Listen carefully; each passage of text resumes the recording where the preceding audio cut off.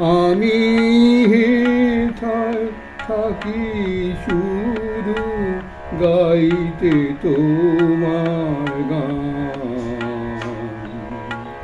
দিও তোমার জগত সভায় এইটুকু মোর স্থান।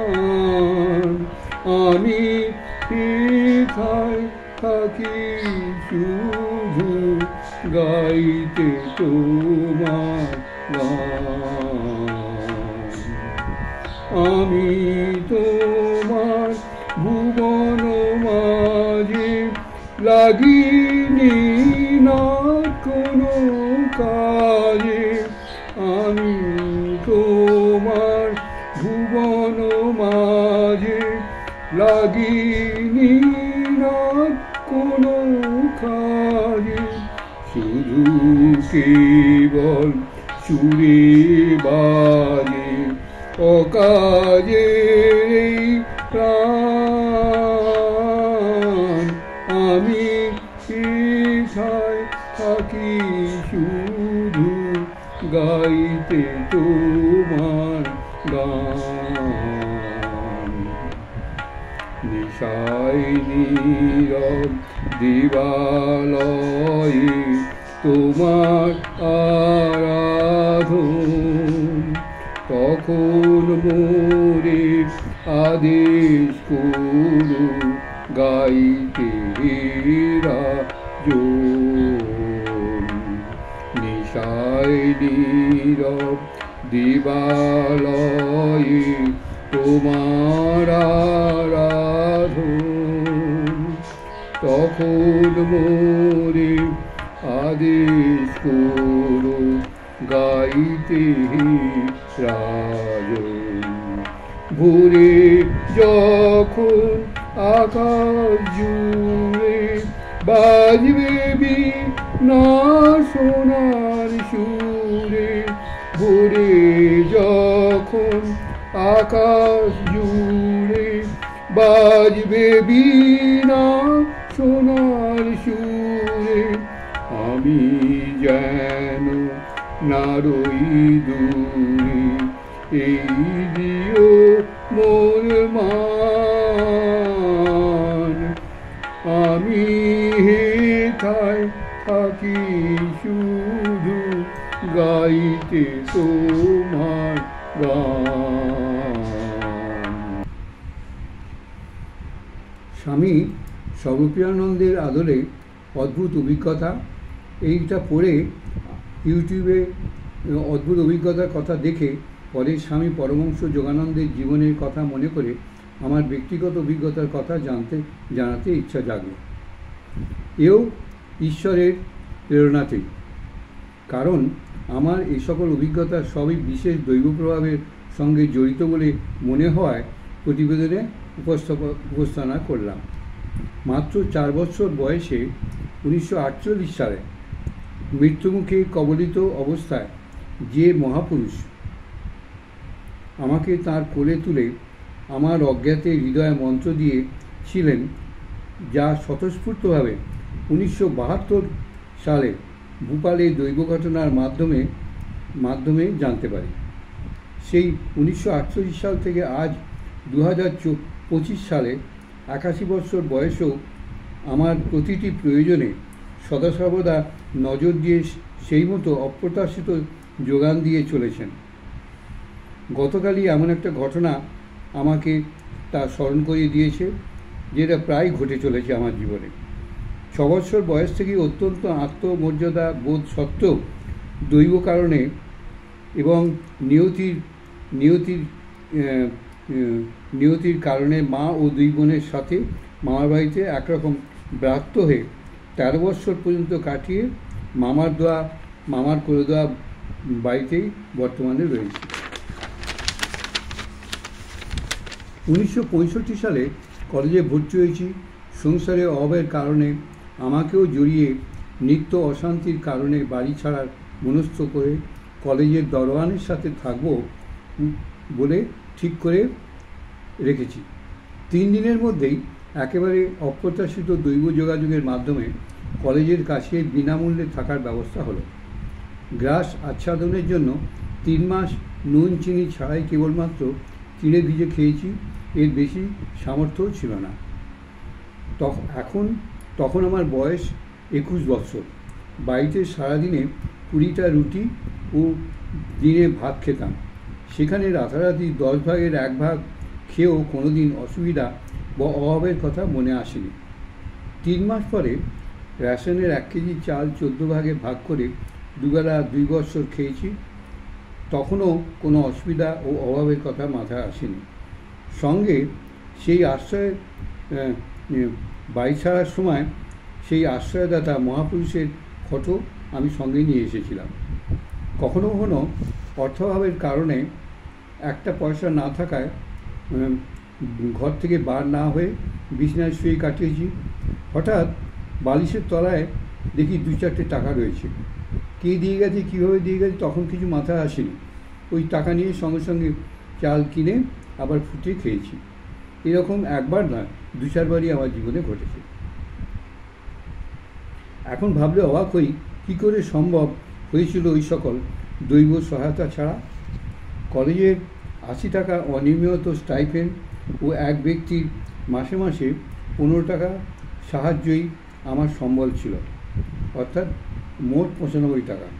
শেষ 2 বছর অর্থাৎ 66 এবং 67 10 টাকা থেকে 15 টাকা ঘর ভাড়া দিতাম। 1968-তে কলেজ শেষ করে বাড়ি ফিরে সেই অভাবজনিত অশান্তির কারণে পরের মাসেই কলকাতার চাকরি না পেয়ে দরকারি কুলিগিরি করব এই মনস্থ করে এলাহাবাদের টিকিট কেটে বাড়ি ফিরেছি। আমার আবার অপ্রাচিতভাবে একজন পরিচিতের মাধ্যমে খবর পেয়ে চাকরির জন্য পরদিনই সকালে বোম্বে রওনা হয়ে বোম্বেতে চাকরির পরীক্ষায় পাশ করেও চাকরি হলো না। একজন উচ্চশিক্ষিত পার্সি ইঞ্জিনিয়ারকে আমার জায়গায় নেওয়া হলো। ওই টাটা পাওয়ার কোম্পানিতে ট্রম্বেতে আমার পরীক্ষক পার্সি সুপারিনটেন্ডেন্টের কাছে কুলির চাকরি প্রার্থনা করে 7 টাকা রোজের টাইম কিপারের চাকরি পেলাম। মাত্র 16 দিনে 13 টাকা রোজ ও 13 টাকা ওভার টাইম, মোট 26 টাকা রোজ ফিটার হিসেবে 6 মাস কাজ করেছি ওই সুপারিনটেন্ডেন্টের সহায়তায়। তখন বোম্বেতে 1968-তে মাসিক 80 টাকায় লজে থাকা ও রোজের 3 টাকাতে দুবেলা পেট ভরে খাওয়া যেত। এটা কি দৈব যোগাযোগ বলে অস্বীকার করা যায়?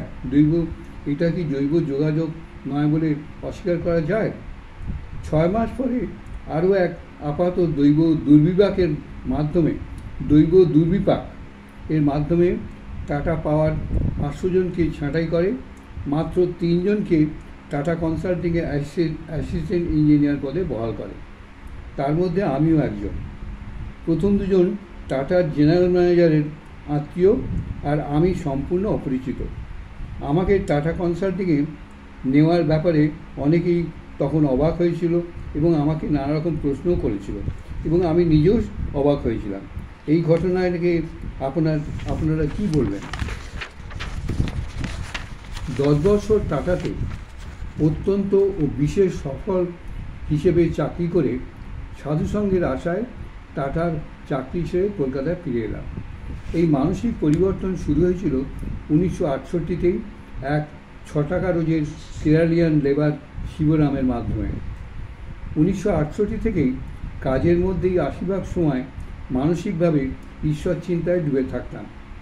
এই 10 বছর বারবার বিশেষ সমস্যাযুক্ত কাজের ভার আমাকে কোম্পানি থেকে দেওয়া হয়েছে। প্রতিবারই কাজের অব্যবহৃত পূর্বে কাজের সমাধানের উপায় আমার সামনে উপস্থিত হয়েছে।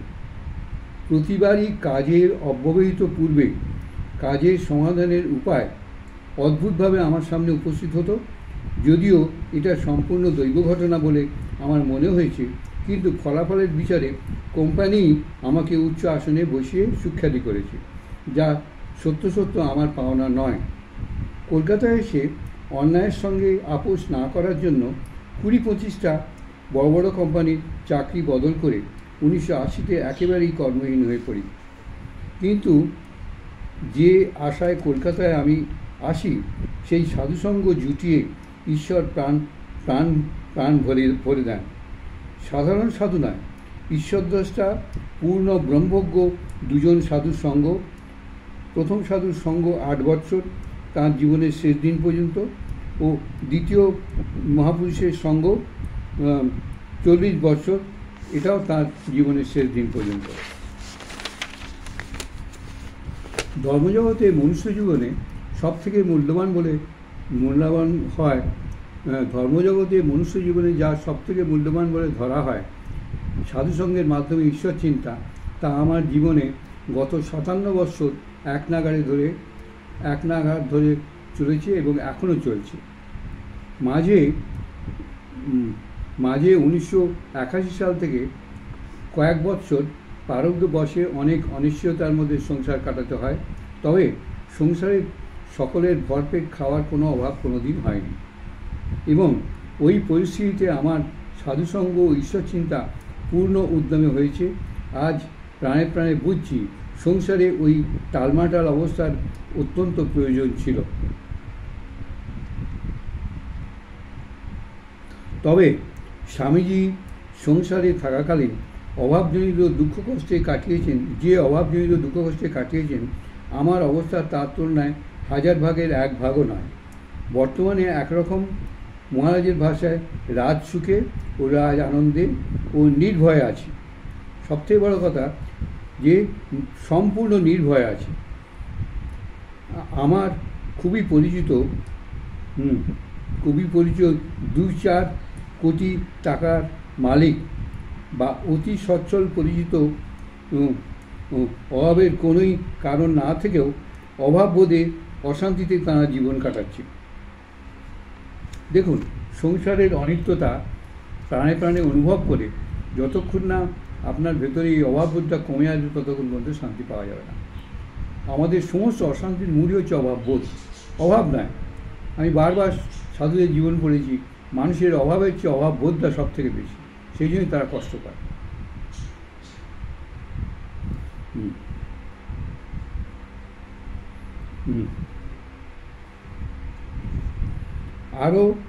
আরও 2টি দৈববাণীর কথা বলে শেষ করব। 80 বৎসরে আমার দেহ যাবার একটা বিশেষ কারণে এই ধারণার বদ্ধমূল ছিলাম। 80 বৎসরে আমার দেহ যাবে এই একটা বিশেষ কারণে এই ধারণায় বদ্ধমূল ছিলাম। মনও প্রস্তুত ছিল। 79 বৎসরে ও 80 বৎসরের মাঝামাঝি 2টি অতি স্পষ্ট দৈববাণীর কারণে স্বপ্নে বা ভাবে নয়, স্পষ্ট উচ্চারণের মাধ্যমে নিত্য জীবনের ধারা অনেকটাই পরিবর্তন হয়েছে। ওই বাণীর সামান্য লঙ্ঘনে কষ্টের কারণ হয়, তাই ওই বাণী অনুযায়ী জীবনধারা মানতে চেষ্টা করে চলেছি। তবে মানতে কোনো কষ্ট নেই। এখন শেষের দিনটা আনন্দে গ্রহণ করতে আন্তরিক প্রস্তুত। এও দৈব প্রেরণা ছাড়া সম্ভব নয় বলে আমার ধারণা।